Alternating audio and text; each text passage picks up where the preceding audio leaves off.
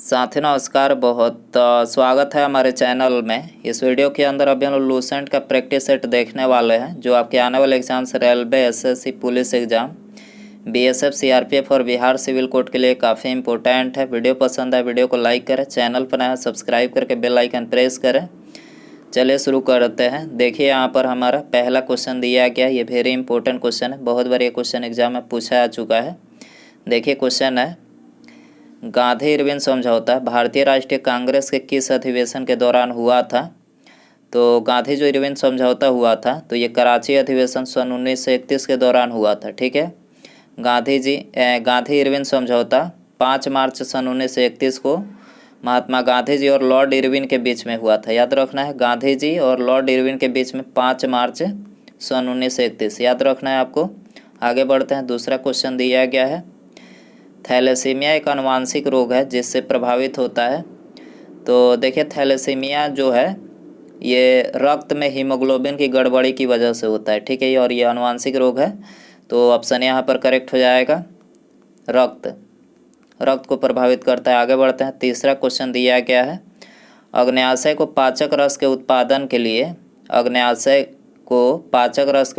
लिए उत्तेजित करने वाला हार्मोन कौन सा है? तो देखिए उत्तेजित करने वाला जो हार्मोन है वो है सेक्रेटिन। याद रखना है कौन सा हार्मोन है, सेक्रेटिन, डी हो जाएगा। चौथा क्वेश्चन दिया गया है, गोदावरी और कृष्णा नदी के डेल्टाओं के मध्य कौन सी झील अवस्थित है? गोदावरी और कृष्णा नदी के डेल्टाओं के मध्य कौन सी झील अवस्थित है? ये भी वेरी इंपॉर्टेंट क्वेश्चन है, पूछा गया प्रश्न है। तो करेक्ट आंसर सी हो जाएगा, कोलेरू झील अवस्थित है। इसके अलावा कोलेरू झील एक मीठे पानी की झील है और ये कहाँ पर है? आंध्र प्रदेश में। याद रखना है, कोलेरू झील मीठे पानी की झील आंध्र प्रदेश में स्थित है। आगे बढ़ते हैं। पांचवा क्वेश्चन दिया गया है, 6 वर्ष की आयु से 14 वर्ष की आयु के बीच सभी बच्चों को शिक्षा का अधिकार है। तो देखिए 6 वर्ष से 14 वर्ष की आयु के बीच सभी बच्चों को शिक्षा का जो अधिकार है, अनुच्छेद 21 क के अंतर्गत एक मौलिक अधिकार है। ठीक है, तो ऑप्शन यहाँ पर हो जाएगा। आगे बढ़ते हैं। छठा क्वेश्चन दिया गया है, भारत के न्यायिक पुनरीक्षण की संकल्पना किस देश के संविधान से ली गई है? तो न्यायिक पुनरीक्षण की जो संकल्पना ली गई है संयुक्त राज्य अमेरिका के संविधान से। ठीक है, सोवियत संघ की बात करें तो यहाँ से क्या लिया गया है? मौलिक कर्तव्य सोवियत संघ, रूस, कनाडा से क्या लिया गया है? संघीय व्यवस्था। याद रखना है, संघीय व्यवस्था कनाडा से लिया गया है। आगे बढ़ते हैं। सुप्रीम कोर्ट के जजों की संख्या में कौन बदलाव कर सकता है? Very important question. Supreme court के जजों की संख्या में कौन बदलाव कर सकता है? तो करेक्ट आंसर सी हो जाएगा, कानून द्वारा जो है संसद बदलाव कर सकता है। ठीक है, इसके अलावा अभी वर्तमान में सुप्रीम कोर्ट में जजों की संख्या कितनी है? तो सुप्रीम कोर्ट में जजों की जो संख्या है वो 34 है। ठीक है, एक मुख्य न्यायाधीश और 33 जज, अन्य न्यायाधीश, एक मुख्य और 33 अन्य, जो टोटल 34 जज हैं। भारतीय राष्ट्रीय कांग्रेस का 1896 का अधिवेशन निम्नलिखित में से किसके लिए विख्यात है? तो 1896 का जो अधिवेशन है विख्यात है, ये पहली बार राष्ट्रीय गीत गाया गया था 1896 में, इसलिए विख्यात है भारतीय राष्ट्रीय कांग्रेस का। तो ऑप्शन बी यहाँ पर करेक्ट हो जाएगा। आगे बढ़ते हैं। इसके अलावा वंदे मातरम जो गाया गया था उसकी गायन की अवधि पूछा जाता है एग्जाम में, तो याद रखना है 52 सेकेंड। कितना समय लगता है? 52 सेकेंड।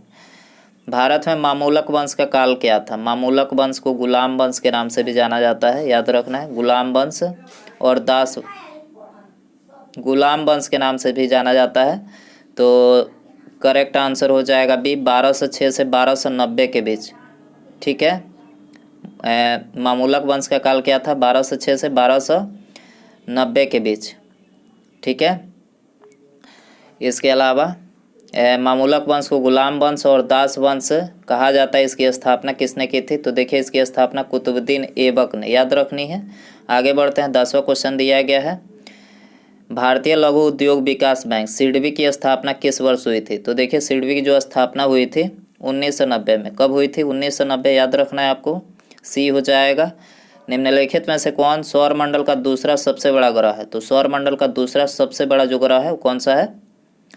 तो यह है शनि जो है ये सौर मंडल का दूसरा सबसे, बृहस्पति जो है ये सौर मंडल का सबसे बड़ा ग्रह है। याद रखना है आपको। आगे बढ़ते हैं। निम्नलिखित में से कौन पृथ्वी का सबसे ऊपरी परत है? तो पृथ्वी का सबसे ऊपरी परत कौन सी है? तो करेक्ट आंसर हो जाएगा ऑप्शन ए, सियाल। सियाल जो है ये पृथ्वी की सबसे ऊपरी परत है। आगे बढ़ते हैं, 13वां क्वेश्चन है, सिंधु नदी भारत के किस राज्य या फिर केंद्र शासित प्रदेश से होकर गुजरती है? तो सिंधु नदी लेह से गुजरती है, ठीक है, ले ऑप्शन सी हो जाएगा। आगे बढ़ते हैं, 14 नंबर क्वेश्चन है, भारतीय संविधान का कौन सा अनुच्छेद भारत की विदेश नीति से संबंधित है? तो देखिए भारत की विदेश नीति से ये भारतीय संविधान का अनुच्छेद 51 संबंधित है। इसके अलावा अनुच्छेद 280 की बात करें तो इसमें क्या दिया गया है? अनुच्छेद 280 वित्त आयोग की व्यवस्था इसमें की गई है।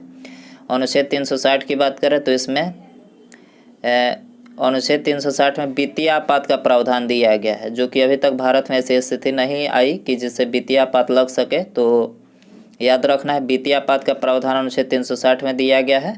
और अनुच्छेद 324 की बात करें तो इसमें निर्वाचन आयोग का प्रावधान है, याद रखना है, निर्वाचन आयोग। आगे बढ़ता है, 15 नंबर क्वेश्चन है, लाल रक्त कणिकाएं के निर्माण हेतु किस खनिज का उपयोग होता है? तो लाल रक्त कणिकाएं आरबीसी के निर्माण हेतु जो है ये लौ यौगिक खनिज का जो है उपयोग होता है, ठीक है। आरबीसी की बात करें, आरबीसी का जीवन काल 100 से 120 दिनों का होता है, याद रखना है। और डब्ल्यूबीसी की बात करें, वाइट ब्लड सेल जिसको बोला जाता है, 1 से लेकर 4 दिन इसका जीवन काल होता है, ठीक है। आगे बढ़ते हैं, पाल वंश के पतन के बाद बंगाल में किस राजवंश ने अपना शासन स्थापित किया था? तो पाल वंश के पतन के बाद जो है यहाँ पर ऑप्शन ए हो जाएगा, सेन वंश ने अपना शासन स्थापित किया था। सेन वंश का संस्थापक पूछा जाए, सामंत सेन, याद रखना है। आगे बढ़ते हैं, निम्नलिखित में से कौन कांग्रेसी समाजवादी दल से संबंधित नहीं थे? कांग्रेसी समाजवादी दल से यहाँ पर ऑप्शन डी हो जाएगा, सुभाष चंद्र बोस यहाँ पर नहीं थे। आगे बढ़ते हैं, 18 नंबर क्वेश्चन है, काली और तीस्ता नदियों के बीच हिमालय का कौन सा प्रादेशिक विभाग स्थित है? काली एवं तीस्ता नदियों के बीच हिमालय का कौन सा प्रादेशिक विभाग स्थित है? तो देखिए नेपाल हिमालय यहाँ पर स्थित है, ऑप्शन बी हो जाएगा। आगे बढ़ते हैं, सबसे ज़्यादा प्रोटीन किसके दूध में होता है? तो देखिए सबसे ज़्यादा जो प्रोटीन पाया जाता है वो बकरी के दूध में पाया जाता है, याद रखना है, बकरी, ऑप्शन बी हो जाएगा। आगे बढ़ते हैं, निम्नलिखित में से कौन सा मिलान गलत है? तो मिलान गलत यहाँ पर बताना है। तो देखिए यहाँ पर बाकी तीनों करेक्ट है, काजीरंगा ये असम में है, केवलादेव राष्ट्रीय राजस्थान में, मानस अभ्यारण्य ये भी असम में है, ठीक है। वाल्मीकि जो राष्ट्रीय उद्यान है उत्तर प्रदेश में नहीं है, कहाँ पर है? बिहार में है, ठीक है, वाल्मीकि राष्ट्रीय उद्यान बिहार में है, याद रखना है। सुंदरबन डेल्टा का निर्माण करने वाली नदी कौन सी है? तो सुंदरबन डेल्टा का जो निर्माण करती है वो है कौन सी नदी? गंगा और ब्रह्मपुत्र यहाँ पर हो जाएगा, ऑप्शन ए हो जाएगा, ठीक है। मानचित्र में नीले रंग का प्रयोग किसके प्रदर्शन में होता है? तो मानचित्र जो होता है उसमें नीले रंग जो होता है वो नदी को प्रदर्शित करता है, किसको? नदी को, याद रखना है, सी हो जाएगा। मॉन्टेग्यू चेम्सफोर्ड सुधार का मुख्य उद्देश्य क्या था? तो देखिए इसका जो मुख्य उद्देश्य था वो था प्रांतों में द्वैध शासन की व्यवस्था करना, प्रांतों में द्वैध शासन की व्यवस्था, ऑप्शन बी हो जाएगा। संविधान के किस अनुसूची में राष्ट्रपति उपराष्ट्रपति के वेतन एवं भत्ते संबंधित उपबंध है? तो ये कौन से अनुसूची में है? तो देखिए करेक्ट आंसर हो जाएगा बी, दूसरी अनुसूची में राष्ट्रपति उपराष्ट्रपति एवं वेतन एवं भत्ता संबंधित उपबंध दिया गया है। तो याद रखनी है आपको। लेह के साथ कश्मीर को जोड़ने वाला दर्रा कौन सा है? वेरी इंपॉर्टेंट, लेह के साथ कश्मीर को जोड़ने वाला दर्रा कौन सा है? तो यह है जोजिला दर्रा, ऑप्शन यहाँ पर हो जाएगा। प्राण एवं दैहिक स्वतंत्रता का संरक्षण भारतीय संविधान के किस अनुच्छेद में वर्णित है? तो प्राण एवं दैहिक स्वतंत्रता का जो संरक्षण है तो ये भारतीय संविधान के अनुच्छेद 21 में जो है ये वर्णित है, ठीक है, ऑप्शन यहाँ पर हो जाएगा। आगे बढ़ते हैं, निम्नलिखित में से किसे प्रकृति का सुरक्षा बल्ब कहा जाता है? ये भी क्वेश्चन पूछा गया, प्रश्न रिपीटेड क्वेश्चन आप इसको बोल सकते हैं। प्रकृति का सुरक्षा बल्ब किसको बोला जाता है? ज्वालामुखी को, याद रखना है। आगे बढ़ते हैं, निम्नलिखित उद्योगों में कौन सा भारत में पानी का सबसे बड़ा उपभोक्ता है? तो पानी का सबसे बड़ा जो उपभोक्ता है यहाँ पर तापीय ऊर्जा, ऑप्शन डी हो जाएगा। निम्नलिखित में से किस प्रदेश में साल भर वर्षा होती है? तो पूरे साल भर जो वर्षा होती है भूमध्य रेखीय प्रदेश में। कहाँ पर होती है? भूमध्य रेखीय प्रदेश। ऑप्शन डी हो जाएगा।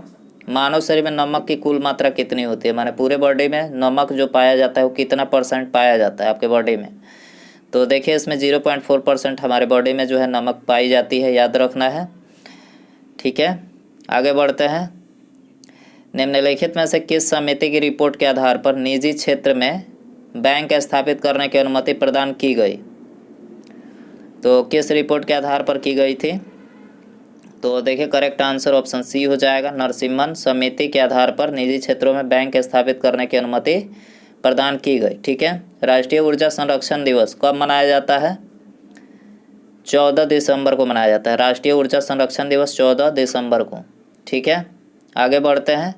हड़प्पा काल की कौन सा स्थल हनुमानगढ़ राजस्थान में स्थित है? हनुमानगढ़ राजस्थान में कौन सा स्थल स्थित है?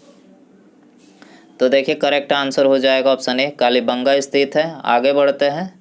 मोहनजोदड़ो की सबसे बड़ी इमारत कौन सी है? तो मोहनजोदड़ो की सबसे बड़ी जो इमारत है वो है अन्नागार। क्या है? अन्नागार। ऑप्शन बी हो जाएगा। भारतीय संविधान में धन विद्या की परिभाषा किस अनुच्छेद में दी गई है? तो धन विद्या की जो परिभाषा है अनुच्छेद 110 में दी गई है, याद रखना है।